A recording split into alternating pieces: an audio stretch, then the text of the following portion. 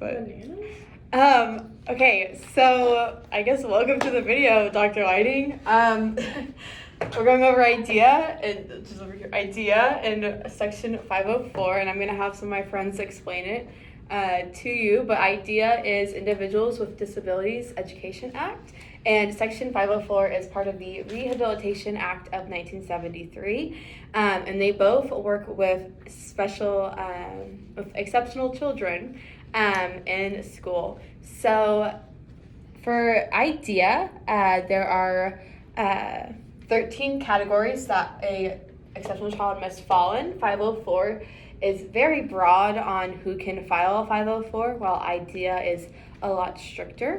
And for evaluations, IDEA uses appropriate evaluations. Right, and then appropriate evaluations is like the evaluation to determine the help and stuff that special needs kids can receive. And it's basically that's basically it. Right, and another form for IDEA, they used something called MET. So MET stands for Multidisciplinary Evaluation Team. So it's the team that actually decides whether the child will receive this special outreach of like a couple of the other things that are going to be listed here, like the accommodations and a couple things like that. And so 504 also uses appropriate evaluations, but they do it a little differently. They just look at a collection of documents sent in from the teacher, grades, doctors, to evaluate the student and what they need. So parents and teachers, IDEA and Section 504 have different variations of parent and teacher participation. And the parent and teacher participation is just basically allowing the parents to be involved in their kids' education and like determining what they want for their kid while they're at school. So IDEA uses, why am I blanking? IDEA uses, wants the parent involved, and they will notify the parents immediately if they're if they are eligible for IDEA. With Section 504, the parents do not have to be. They only have to be given a notice, and that's about it. After the child is evaluated, then goes the paperwork. So IDEA uses something called an IEP. An IEP is basically a written document of, a child that's in public schools, and it depends if they're eligible for special education, and it's looked at once a year. So depending on an IEP and if they need special education, then that's where they start off. All right, so IDEA uses an IEP, while Section 504 just has accommodations to the lesson plan. And accommodations are things like assisted technology. And types of assistive technology are like wheelchairs, walkers, canes, hearing aids, and it's just any kind of device or mechanism that is used to help kids be more successful at school. So Section 504 uses accommodations, while IDEA uses modifications to the lesson plan. So it's not completely changing it, but modifying your lesson plan for the child, and that will be special. That will be notified on your IEP what modifications you have to do for the child. Both Section 504 and IDEA are zero reject.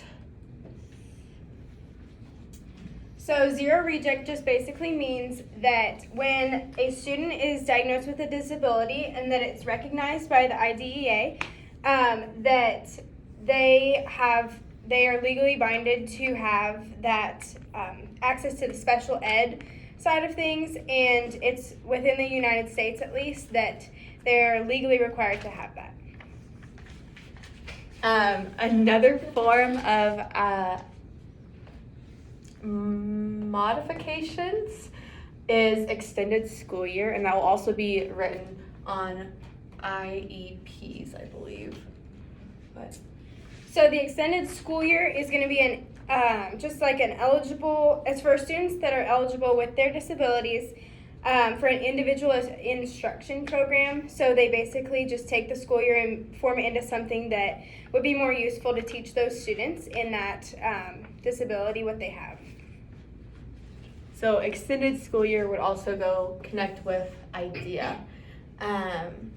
Procedural safeguards. Both IDEA and Section 504 have different procedural safeguards.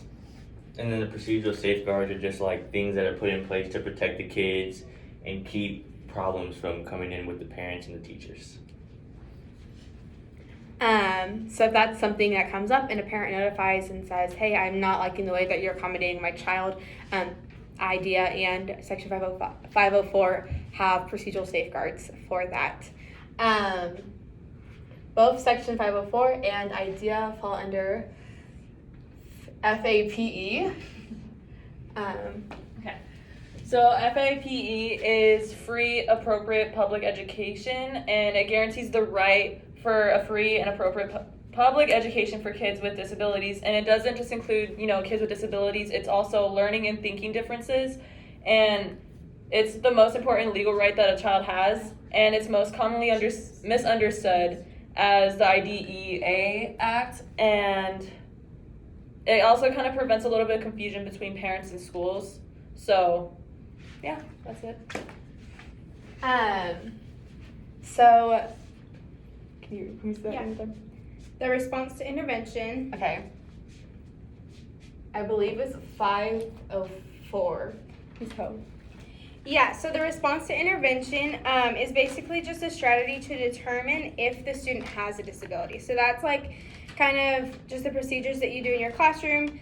And then after you like kind of determine for yourself as a teacher, I think that's when you would go and like get all the different forms set up for them. So it's kind of like the first step in a way. And then last but not least is LREs. Okay.